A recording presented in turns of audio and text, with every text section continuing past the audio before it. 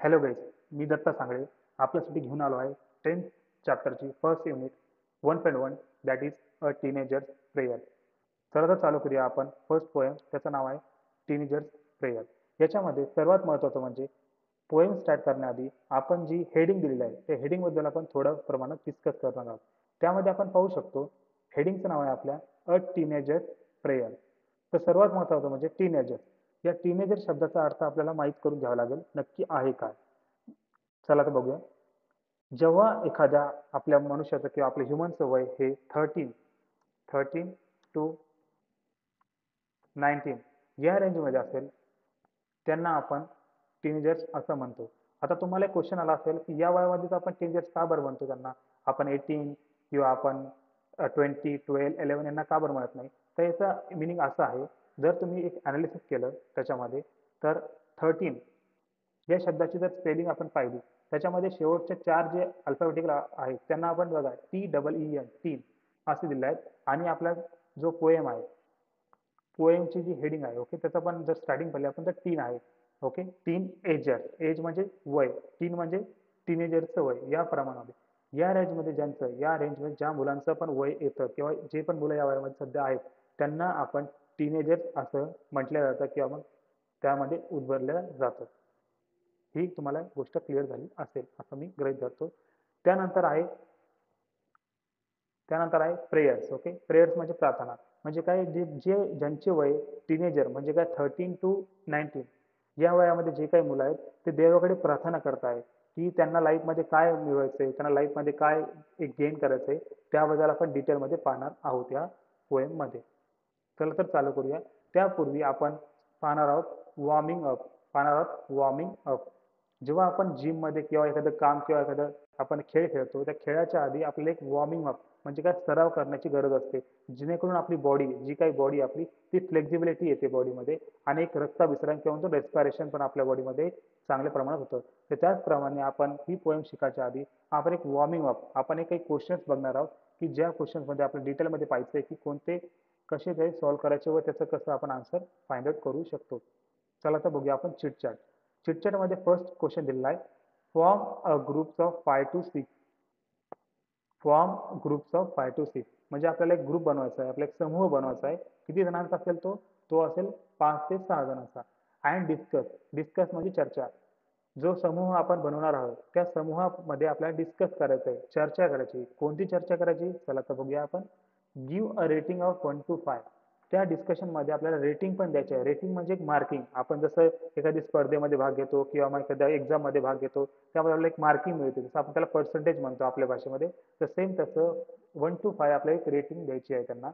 To each of the following. Okay, when you have to take important decisions what do you generally do. Okay, म्हणजे काय लाईफमध्ये when you have to take, तुम्ही एखादं decision तुम्ही घेता, काय घेता, इम्पॉर्टंट डिसिजन घेता म्हणजे महत्त्वाचे डिसिजन तुम्ही लाईफमध्ये घेता.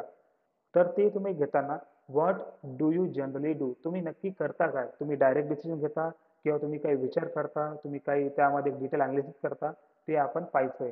तर बघा याच्यामध्ये काही त्यांनी पॉईंट्स दिले खाली. कन्सल्ट पॅरेंट्स आणि एल्डर्स. कन्सल्ट म्हणजे चर्चा करणे किंवा डिस्कस करणे. कोणासोबत चर्चा करणे, पॅरेंट्स आणि एल्डर्स. पॅरेंट्स म्हणजे आपले आई वडील आणि एल्डर्स म्हणजे आपल्यापेक्षा मोठ्या वयाने असलेले व्यक्ती. त्यामध्ये आपले भाऊ येऊ शकतात, बहीण येऊ शकते, आपले रिलेटिव्ह येऊ शकतात किंवा आपले फ्रेंड्स पण येऊ शकतात. दुसरं आहे कॉन्टॅक्ट फ्रेंड्स फॉर ॲडवाईस. तुम्ही कोणते जिवलग मित्र असेल त्यांना पण तुम्ही कॉन्टॅक्ट करू शकता. कॉन्टॅक्ट म्हणजे त्यांना आपण तुम्ही एक कनेक्शन करू शकता आणि ॲडवाईस म्हणजे काय सल्ला त्यांच्यापासून पण तुम्ही घेऊ शकता. त्यानंतर आहे प्रे टू गॉड फॉर गायडन्स. तुम्ही देवाकडे पण प्रार्थना करू शकता. तुम्हाला काही गरज पडली, तुम्हाला काही त्यामध्ये गायडन्स म्हणजे मार्गदर्शन लागलं ते पण तुम्ही करू शकता. Think deeply in silence. Okay, तुम्ही खूप खोलवर जाऊन पण त्या विषयाबद्दल किंवा तुम्ही जो काही निर्णय लाईफमध्ये घेताय त्याबद्दल डिटेलमध्ये स्टडी करून तुम्ही तो डिसिजन घेऊ शकता. Ask your teacher for help. म्हणजे काय, तुमचे जे टीचर आहेत शाळेतले असो क्लासेसमधले असो जे पण कोणी तुमचे टीचर राहील तुम्ही त्या टीचर्सला सुद्धा विचारून तुम्ही त्यांची पण मदत हेल्प घेऊ शकता, जो काही तुम्हाला लाईफमध्ये डिसिजन किंवा इम्पॉर्टंट डिसिजन घ्यायचे असेल तर. त्यानंतर आहे toss a coin to decide. आता आपण बघतो जेव्हा आपण एकदा क्रिकेट मॅच खेळतो किंवा कोणती पण मॅच खेळतो आपण एक टॉस करतो. हेड किंवा टेल, तर तुम्ही टॉस करून पण तुमचे काही लाईफचे डिसिजन घेऊ शकता, असं त्यांचं म्हणणं आहे. तर तुम्हाला यामध्ये करायचं काय, जे काही आपण पॉईंट पाहिले त्यामध्ये तुम्हाला रेटिंग द्यायचे आहे. त्याच्यामध्ये तुम्हाला काय द्यायचे आहे, रेटिंग द्यायची आहे त्यामध्ये, की तुम्हाला 5 द्यायची किंवा 4 द्यायची किंवा 2 द्यायची. ओके, तर यामध्ये तुम्हाला रेटिंग द्यायच्या आहे. अशा तऱ्हेने तुम्हाला यामध्ये रेटिंग द्यायच्या आहे बॉक्सेसमध्ये. हे तुम्हाला चिटचॅट सॉल्व करायचं आहे. त्याच्यावर तुम्हाला, तुम्ही याच्यामध्ये कोणत्या पॉईंटला किती मार्किंग देणार हे तुम्हाला डिसाईड करायचं आहे. आय थिंक तुम्हाला या क्वेश्चनचा अर्थ समजला असेल, नक्की करायचं काय. त्यानंतर सेकंड आहे, in a poetry very often there are lines in which the poet seems to talk directly to an absent person, an abstract idea or thing or object. Such a tactic device used by the poet is the figure of speech apostrophe. Okay, तर हा जो figure of speech हा chapter जो आहे तो आपण डिटेलमध्ये आपल्या सेपरेट व्हिडिओमध्ये बघणार आहे. तर याचं तुम्ही माझ्या चॅनलवर तुम्ही यानंतर जे काही व्हिडिओ येतील त्यामध्ये मी फिगर ऑफ स्पीच म्हणजे ग्रॅमॅटिकल भाग पण मी शिकवणार आहे. तर ग्रॅमॅटिकल भागामध्ये मी तुम्हाला फिगर ऑफ स्पीच या चॅप्टरचा डिटेलमध्ये स्टडी सांगणार आहे. चला तर पुढे जाऊया आपण. ओके, चला तर आता आपली पोएम जिचं नाव आहे अ टीनेजर्स प्रेयर आपण स्टार्ट करत आहोत. फर्स्ट स्टांजा आहे, ईच डे म्हणजे प्रत्येक दिवशी, ईच डे म्हणजे प्रत्येक दिवशी, brings new beginnings, brings new beginnings. Bring म्हणजे आणणे, न्यू म्हणजे नवीन आणि बिगिनिंग म्हणजे सुरुवात. प्रत्येक दिवस हा एक नवीन सुरुवात घेऊन येतो आपल्या लाईफमध्ये. प्रत्येक पहाट, प्रत्येक मॉर्निंग, प्रत्येक दिवस एक नवीन सुरुवात आणि एक नवीन एक एक म्हणतो आपण की आपल्या नवीन दिशेकडे आपल्याला नेतो. Each day brings a new beginning, decisions I must take, decisions I must take. आता तुम्हालाही माहित असेल तुमच्या लाईफमध्ये पण तुम्ही काही एक्झाम्पल किंवा तुम्ही काही पण एक्झाम्पल एक गृहीत घेतले असेल की प्रत्येक दिवस आपल्या लाईफमध्ये एक डिसिजन किंवा आपल्याला एक निर्णय घेण्यासाठी येतो आणि ते आपल्याला निर्णय घ्यावेच लागतात. Decision I must take, I must make, आपल्याला डिसिजन घ्यावेच लागतात. I am the only one to choose, I am the only one to choose. आता तुमच्या लाईफचे डिसिजन हे तुम्हाला घेण्याकरता तुम्ही आता सक्षम बनलेला आहात. तुम्ही ज्या वयामध्ये म्हणजे टीनेज वयामध्ये 13 to 19 हे असं वय असतं की ज्यामध्ये मुलांना स्वतःचे डिसिजन हे स्वतः घ्यावे लागतात. तर यामध्ये पोएमध्ये पण तेच म्हणताय की I am the only one to choose the road that will, the road that I will take, the road that I will take. Road म्हणजे या स्टांजामध्ये बोलण्याचा अर्थ असा आहे की तुमची जे क्रिया, तुमची सक्सेसकडे जाण्याची क्रिया म्हणू शकतो की तुमचा एक रोड, तुमचा एक पाथ, तुमचा एक वे, की तुम्हाला तुम्हाला लाईफमध्ये काय मिळवायचं आहे, तुम्हाला लाईफमध्ये सक्सेस कशी मिळवायची, तसा एक रोड, तसा एक पाथ तुम्हाला स्वतः त्याबद्दल डिस्कस करायला लागेल किंवा त्याचा डिसिजन सुद्धा तुम्हाला स्वतः घ्यावा लागेल.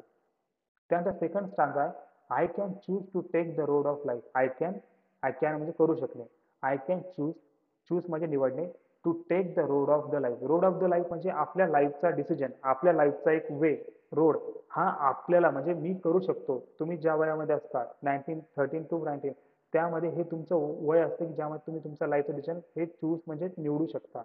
That leads, that leads to great success म्हणजे जर तुम्ही चांगला रोड निवडला किंवा चांगला पाथ निवडला तर that leads to great success. Leads म्हणजे मिळणे, टू ग्रेट सक्सेस तुम्हाला चांगली सक्सेस किंवा चांगलं एक यशस्वी यश मिळू शकतं. और किंवा travel down the darken road, किंवा मग तुम्हाला सक्सेस मिळू शकतं किंवा travel down the darken road म्हणजे किंवा तुम्हाला काळोख अंधार, डार्कन म्हणजे अंधार, काळोख, काळोख पण मिळू शकतो. जेणेकरून त्याला आपण एक नॉर्मल भाषेमध्ये फेल, सक्सेस म्हणजे पास आणि डार्कर म्हणजे फेल. तुम्हाला एक तर सक्सेस किंवा पास होऊ शकता लाईफमध्ये तुम्ही, किंवा डार्कर म्हणजे काळोख अंधार म्हणजे तुम्ही फेल होऊ शकता. या दोन गोष्टी पण लाईफमध्ये येऊ शकतात. That leads to great distress, distress म्हणजे काय, तुम्हाला डिस्ट्रेस म्हणजे निराशा, डिस्ट्रेस म्हणजे निराशा, तुम्हाला एक मोठी निराशा पण त्यामध्ये येऊ शकते जर तुमच्या डिसिजनमध्ये घेण्यामध्ये काही चूक झाली किंवा मग डिसिजन घेताना तुम्ही गडबडीमध्ये डिसिजन घेतला किंवा तुमच्या डिसिजन मेकिंगमध्ये तुम्ही चांगल्या प्रकारे एल्डर्स किंवा पॅरेंट्स किंवा टीचर्स किंवा फ्रेंड्स यांचा काही सहभाग घेतला नाही आणि स्वतः तुम्ही डिसिजन घेतला, विचार न करता डिसिजन घेतला, तर या खूप साऱ्या गोष्टी असतात की ज्यामुळे तुम्हाला एक सक्सेस मिळू शकते, नाहीतर तुम्हाला डिस्ट्रेस पण मिळू शकते. दोन स्टाम झाले. तिसरा बघा आता, please open up my eyes dear Lord.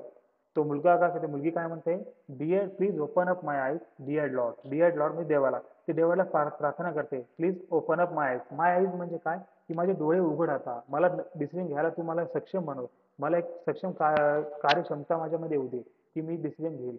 That I might clearly see, मला चांगल्या तऱ्हेने दिसेल म्हणजे काय, की त्याला लाईफमध्ये डिसिजन कसे घ्यायचे, लाईफमध्ये गोष्टी कशा हँडल करायच्या आहेत, त्यासाठी त्याला चांगल्या वेळेने दृष्टिकोन, सी म्हणजे दृष्टिकोन पाहणे, त्याला दृष्टिकोन देऊ दे. Help me stand for what is right, मला ते तो म्हणतो की मला हेल्प कर, कोणत्यासाठी हेल्प कर, stand for what is right म्हणजे काय चांगलं आहे आणि काय वाईट आहे, हे स्टँड म्हणजे तिथं उभं राहण्यासाठी किंवा ते घेण्यासाठी. एखादा डिसिजन आपण लाईफमध्ये जसा घेतो, की कोणती गोष्ट चांगली असते, कोणती गोष्ट वाईट असते, यासाठी तू मदत कर मला.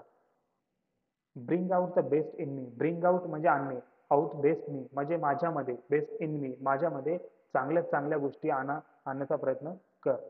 हेल्प मदत कर, lord to just say no, मला मदत कर, कोणती मदत कर, lord to just say no, no म्हणजे नाही म्हणण्याचं. आता लाईफमध्ये तुम्ही पाहिलं असेल की नाही म्हणण्याचं म्हणायला आपण शिकलं पाहिजे.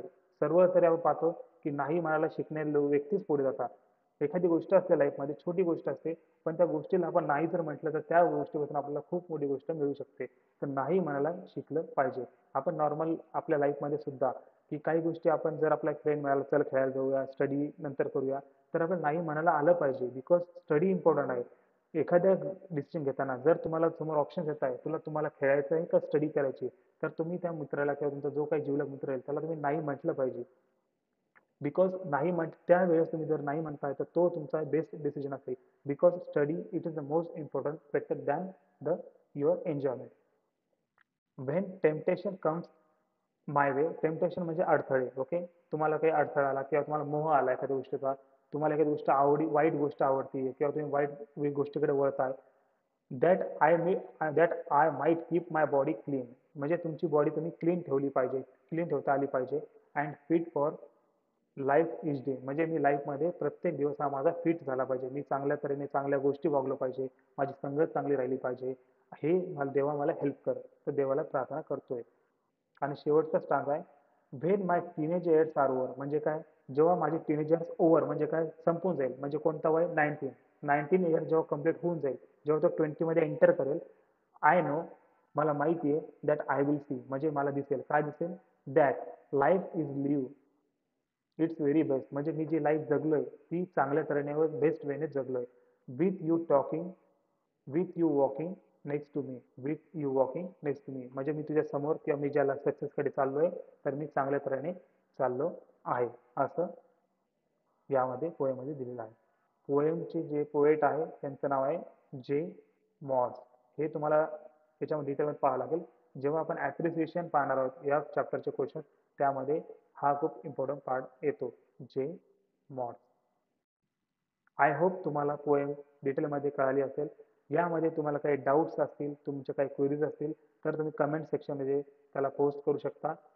आणि अशाच तऱ्हेने आपल्या नेक्स्ट व्हिडिओ पण आपण रेग्युलर या चॅनलवरती आणणार आहोत. 10th स्टँडर्डचे आपण all subject that is history, geography, math 1, math 2, science 1, science 2, English, Marathi, Hindi, all सब्जेक्टचे आपण व्हिडिओ यामध्ये पोस्ट करणार आहोत. त्यामध्ये आम्ही डिटेलमध्ये प्लेलिस्ट बनवून तुम्हाला डिटेलमध्ये व्हिडिओ येथे ठेवणार आहोत, जेणेकरून तुम्ही त्यांचा चांगला वापर करू शकता आणि चांगले मार्क तुम्ही घेऊ शकता. तर आय होप तुम्हाला व्हिडिओ आवडला असेल. तुम्ही नक्की चॅनलला सबस्क्राईब करा आणि जे काही व्हिडिओ येत राहतील त्या व्हिडिओला तुम्ही सहकार्य करताल. Thank you so much guys. भेटूया नेक्स्ट व्हिडिओमध्ये. बाय.